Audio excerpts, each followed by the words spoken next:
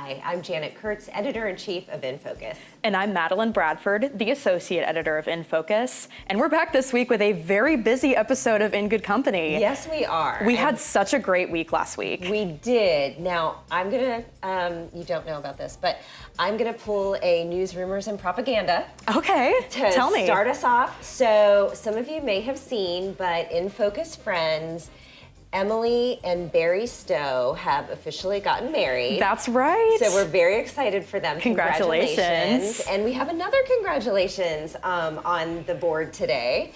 And that is Adam Sanseveri and his now fiance, Kendall Brown, got engaged. Oh my goodness, that's amazing. I know. So congratulations to the happy couples. Yes. We're so excited for you. And I love doing fun news, rumors, and propaganda. Oh, I love it. Yeah. I actually saw Emily at Broadway Brunch and I was getting her name and I'm like, do you still go by Emily Humphreys? And she was like, no. Nope. No, it is Emily Stowe. That's so right. Congratulations. Yes, congratulations. Well, that's so exciting. Yeah. What a nice note to start the episode on. I know. Well, speaking of Broadway Brunch, Yes. I'll just jump right in. Let's to do the it. Deep end of the pool, as we say.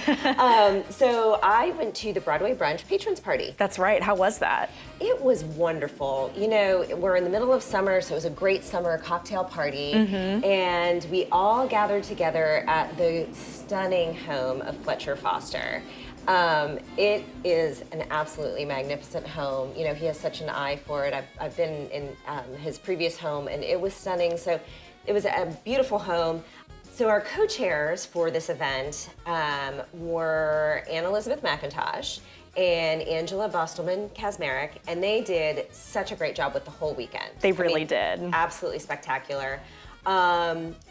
And you may or may not know this, but it was the first ever sold out Broadway Brunch. Oh, that's amazing. Yes, so congratulations. There's just so much work that goes into being a co-chair. Definitely. Even if you're a co-chair in name only, there's just a lot of work that goes into it. It is a year of a job, and they really hit it out of the park. And of course, Bruce Pittman and his team were on hand, making sure everything was executed just flawlessly. So talented. So, you know, like I said, it was a summer party, so everyone gathered on the terrace, overlooking the pool, enjoying cocktails. It just was a fun evening to get together, particularly with theater supporters and friends of the arts, patrons of the arts. That's right. And I think in that note, you know, Martha Ingram's spirit was definitely felt at that event. Yes, definitely. And certainly honored. And of course, she was kind of the founder with Mac Perkle of the Nashville Rep, who Broadway Brunch raises the funds for. And it does support local theater, local actors, local talent. And I think that is something that is so important to mention, just how much Nashville Rep is a local organization. Definitely. And so, you know, guests lingered by the pool. Anne Elizabeth and Angela took the front of the room, obviously thanked all the donors and supporters. Also gave some hints about what we were going to see on Sunday. Oh, exciting. Like the 5 signature cocktails. Yes. That was amazing. So Bellinis, mimosas, espresso martinis, and then 2 others that were just spectacular that I couldn't even try. There was just, you know. They had all the good stuff there. They did. That's exactly right. So, you know, it was just really a fun event. Cater 615 catered the evening. Yes. So that was great. So it was just a wonderful event all the way around. Oh, I love that. Well, thank you for covering, and what a fun kickoff to the weekend. Yes, it was. But during the week, I covered the Rocketown Patrons Party, which of course supports Rocketown, which gives teenagers in our community a safe place to hang out, grab a meal, make some new friends, and develop and really thrive. They have a skate park, they have a coffee shop, so it's a place that parents feel comfortable sending their kids to, but the teenagers come back on their own because they really see the value in that. And this year's Patrons Party was at Cordia and Tom Harrington's beautiful home in Franklin. Oh, wow. It's a gorgeous drive over there. They are nestled in these rolling hills. It is so beautiful, and their house is just surrounded by some beautiful forests, and the inside of their home is very elegant, very open, made for gathering, truly. And they were such gracious hosts to everybody, so it was a small, intimate group, but everybody was mingling and having a great time. And of course, Rocketown was founded by Christian singer Michael W. Smith in 1994, and he was there at the event, making the rounds. Oh, nice. And he also highlighted how the organization has evolved and really grown over time, and how he's seen the youth want to come back to Rocketown in particular to hang out, find their community. And he highlighted that it's hard to be in high school anyway when you're a teenager, but especially maybe when you have unfortunate circumstances or you don't have a stable home life. And a lot of these kids really do see Rocketown as their family. So it was a really magical evening, and I was so glad to get to cover it and see the work that Rocketown continues to do. Yes, well, that is amazing, and we love covering Rocketown and what they do. But you had a very busy weekend. I did. Yes. I did. So I kind of had a Greek Friday night. Yes. A couple of weekends ago, I saw the Odyssey in IMAX on 70 millimeter. And then on Friday, I felt like I was in the Odyssey. So I went to Spirits of Summer for the Nashville Symphony. Yes. And every year, there is such an innovative, immersive theme. And this year, it was mythos and melodies. So it was very inspired by Greek mythology. And you walk into the Schermerhorn Symphony Center, everybody is dressed up as gods and goddesses. I saw some togas, which were pretty fun. And just saw that too. Beautiful, elegant, long, flowing gowns. There was a golden life statue with these grand angel wings. There was a harpist. I mean, it really was such a transportive experience, and I really felt like I was not in Nashville. Yes, it was. And I love that everybody dresses up for that. I know, event. it's so fun. It's not exactly a costume party, but definitely leans heavily into the theme. Well, it shows that Nashvillians can really show up for a theme, which is what I love about this city. Right. There were Greek wine tastings during the cocktail hour, so that was a really great way to elevate the theme.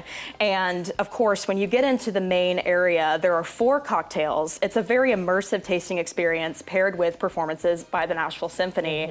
And I love the concept of this because each cocktail was inspired by a piece of classical music, and it was also paired to a Greek mythological figure. So fun. So unique. Right. And I also really loved the emphasis on respecting the musicians and what they do. It was really encouraged for nobody to leave during the performances, nobody to talk, because these musicians dedicate their lives to their art and the craftsmanship that goes into it. So it was a really unique, amazing experience to get to taste these cocktails inspired by these beings and listen to music, and it was just absolutely beautiful. So the people competing were bartenders from Modern Love, Soho House, Love's Alibi, and Demure Cocktail Lounge. And Soho House won for their cocktail inspired by Hades, which I thought paired beautifully with this suspenseful arrangement by the Nashville Symphony. It really did. I will say number 1 was my first one. That one was my also favorite. very tasty because that was inspired by Aphrodite, and that was by Modern Love And at it the had Fairlane. that, like, little spicy pepperiness to it. It was lovely. But I was really amazed by how well all these elements came together. Yes, agreed. Absolutely. And just how much thought went into it. I love a musical pairing with anything like food or spirits. And it was a great way to experience the Nashville Symphony and really see what the money is going toward and the art that it's supporting. Yes, I totally agree with that. Well, cool. Well, thank you for doing that. Absolutely. So much fun. Yeah. All right. What's And next? then we had Broadway Brunch yesterday, which was such a blast. I covered that event last year. This was my second year going, and I had such a great time. I am a theater kid, so I felt right at home with my people there. Well, and I'm excited to hear you talk about your special connection to this year's Guest of Honor. Yes, we'll get to that. But this year, it was the 11th annual Broadway Brunch, and it celebrated 42 years of the Nashville Repertory Theater, which, as you touched on before, highlights local artists and the impact they have on our community. And it's always such an electric event. You could definitely tell it was sold out. The room was absolutely crowded. Category 10 is always such a fun venue for that event. It's so perfect. It's so perfect. I'm so glad that Jeanette Barker and I had the vision to move it there when we were the co-chairs in 2022. It's just so fitting. It just goes along so well. And I always love to see the fashion at that event. It's festive cocktail, but people are wearing their bright colors, their glitter, their florals. It's during the day, but that doesn't mean that you can't be glamorous during the day. That's exactly right. And like you mentioned, Martha Ingram, Amos Glass, the interim executive director of Nashville Rep, gave a beautiful tribute to Martha Ingram and highlighted how important she was to shaping the fabric of our city. Yes. And she always saw the importance of the arts in Nashville's community. And she made our city what it is. And I thought that was beautiful. Mayor Freddie O'Connell also called for a moment of silence to honor Martha Ingram and emphasize the importance of art and theater in our community. And I think that importance was further emphasized by the performances by amazing Nashville rep artists. They started with Opening Up from Waitress, which is one of my personal favorite musicals. And I thought it was a great way to start off the day. What were some of your favorite performances? Well, I love the song "You Will Be Found." From Dear Evan Hansen. That was such a good closer. So it was. You know, we talked about the opening and then that closer. And it is such an emotional song, and you really feel the importance and the weight of how we all need sometimes something bigger than ourselves. That's or right. Someone who just feels bigger than our moment at that time. And that song is so powerful, and I just love it so much. I went home and listened to it like 6 more times. I love it. And I think that song and that show in general speaks to the importance of art and theater specifically in creating community and uniting people over shared experiences and different experiences. It's a great way to learn from other people and gain new perspectives. So I thought that was beautiful. And then the day also gave us a sneak peek of their production of Frozen, which is so exciting. So I thought it was so cute. The young Elsas and Annas performed Do You Want to Build a Snowman? And their voices were straight out of the movie. They were so talented. I mean, you never really know. They were outstanding. They really were. Holy cow. And so precious. Yes. And then they introduced Rachel Potter, who is playing Elsa in Frozen. And funnily enough, I used to take voice lessons from Rachel Potter in middle and high school. Amazing. And another fun fact, when I was in high school, I did play Elsa in Frozen. I love it. I mean, this is like a whole full circle moment right now. Yes, but I always knew how talented Rachel was. She has such a powerful voice and such masterful control over her abilities. And when she performed Let It Go, she just brought the house down. She did. Yes. It was She amazing. is so incredible. I'm so excited to see her in the production and see what's next for Nashville Rep. They have a really exciting season coming up. They really do. And a new artistic director. So she was there on hand and did just such a great job. So yes, we're very excited about everything that Nashville Rep has going. Yes, it was a great event, great way to spend a Sunday, and we saw so many of our Nfocus friends, which is always a delight. I know. It's hard to sit down at those. I know. Except for the show is so good. It is so good, but the cocktail hour is like too short because you keep seeing people you want to talk to, but that's a good thing. Yeah, it's fun. Yeah. So we'll just see it. We'll see you at the next one. We will. Well, that is an action-packed weekend. So much fun. Yes. But I also want to highlight some kind of a little bit behind-the-scenes media things, and we do this from time to time so that we can share bigger stories with our audiences. So I went to a media dinner at Etc. Oh, how was that? It was incredible. So Etc. is kind of one of those, we talk about this all the time in the office, but one of those unofficial country clubs that you walk in and you know everybody in the room. Yes. You know, like everybody is, they're the regulars. And Etc. has actually been in Green Hills now for 10 years. Amazing. So Deb Paquette, award-winning chef, is celebrating those 10 years with kind of a special menu. So she's marking the anniversary with this special menu that really speaks to Etc's roots. And throughout the month of August, Deb is offering this special tasting menu that actually includes some of the original dishes from Etc.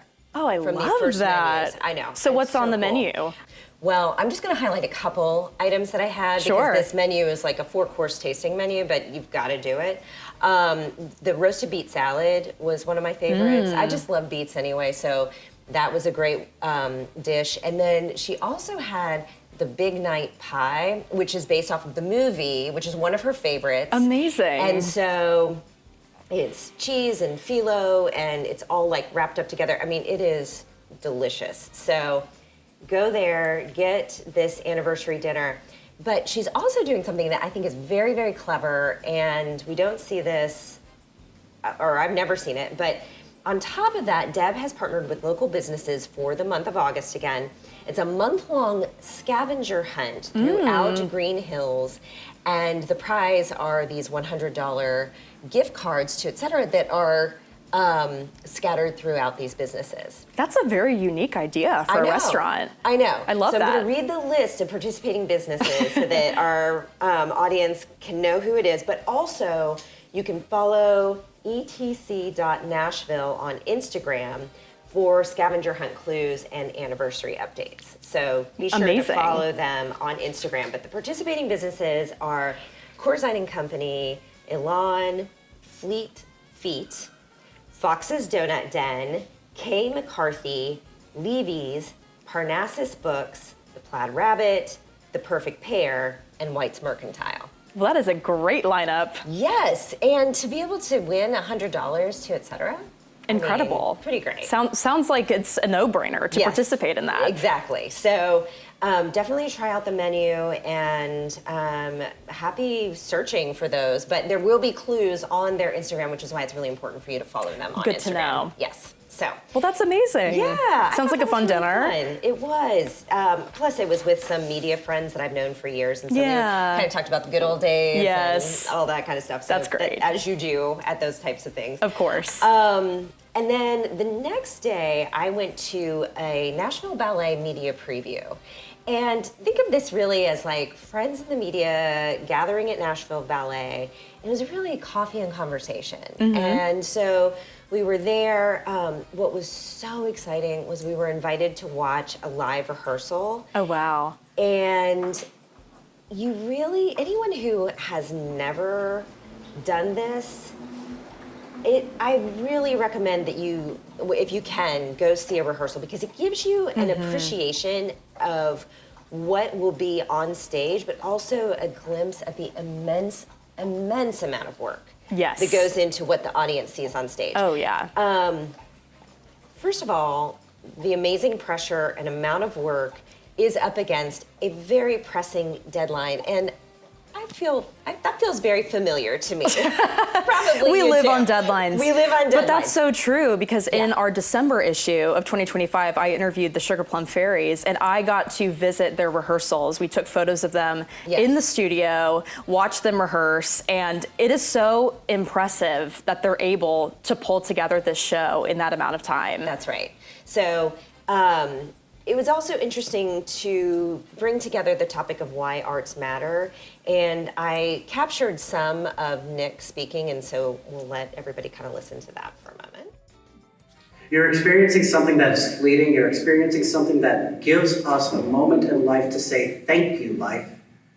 Thank you for giving me something in this instance that will never, ever, ever be exactly the same. Whether that musician was spot on with their horn playing or just a little bit off, or whether that dancer nailed that performance or maybe they were slightly off. We create memories that cannot be recreated. You can't watch them on a video screen in the way that something makes you feel this viscerally about it. Walk into a theater and you feel the magic. You feel the compelling nature of who and what we are, and a longing for connection is fulfilled. And for me, that's why it matters. And if you were to say, Nick, is ballet more important than the symphony? I'd say absolutely fun to me. But if you were to say it at a much grander scale, I would say no, not at all. Go to the Shakespeare Festival, go to the symphony, go check out the rep, go check out any of these other things that are happening inside of our community that gets you out from behind the video screen, because that's going to be the thing that helps you remember that what we are made of is the exact same carbon atoms all across the board. It reminds us of our humanity. It reminds us of who we are. And if I got to pitch you on why we have to be reminded of who we are, then I think we have bigger problems. And we might just have bigger problems, so come see the ballet. Well, and then, we are continuing our home tour series. Yes. This week, we go into the beautiful home of Ben Scott and Russell Bates, and we're so excited to share that with you.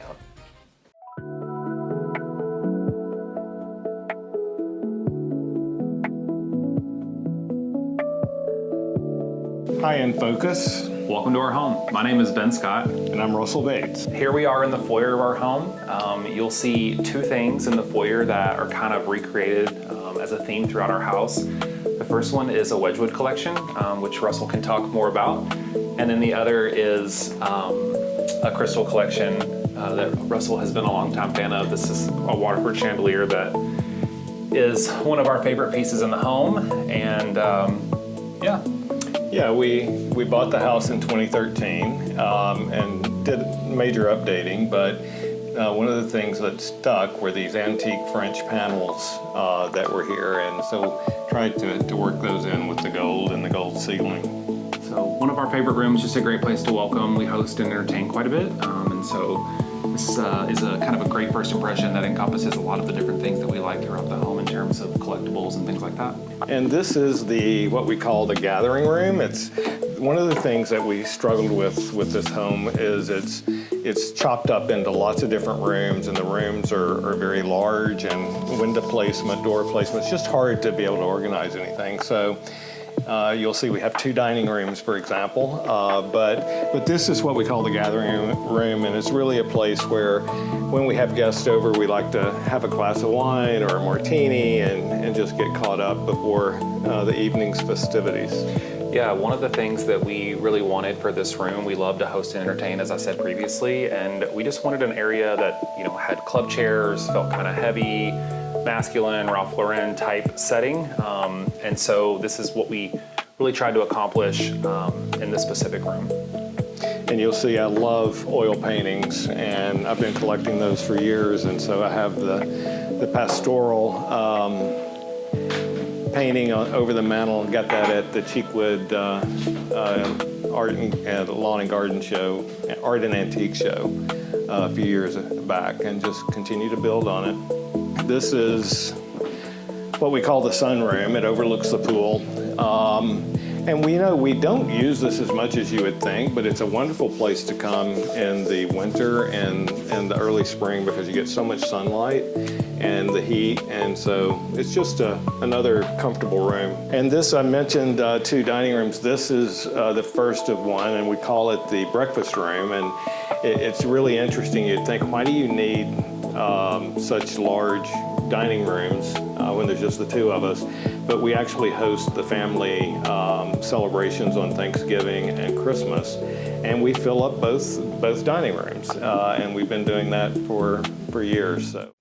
Well, we can't wait to share it with you on Thursday. Yes. This is part of our summer home series called At Home with Nfocus. It's presented by our friends at Myers Flooring of Nashville. So be sure to check that out when our newsletter comes out on Thursday. That's right. I know. So that was our week this week. Next week, we go into the Swan Ball 2027 Auction Committee Kickoff. I can't believe it's here. Wow, we're starting it. I know. The Swan Ball season has started. You take us inside the River Swing Patrons Party, which will be great. And we will also get a sneak peek into our last home of the summer series, At Home with Nfocus, presented by our friends at Myers Flooring of Nashville. So be sure to like our YouTube channel, subscribe to our YouTube channel. Be sure to subscribe to our newsletters so that you get those in your inboxes as soon as we're ready to roll with those. Yes. Be sure to like and comment on all of our social media. And remember that with you, our Nfocus friends, we're in good company. Cheers. Cheers!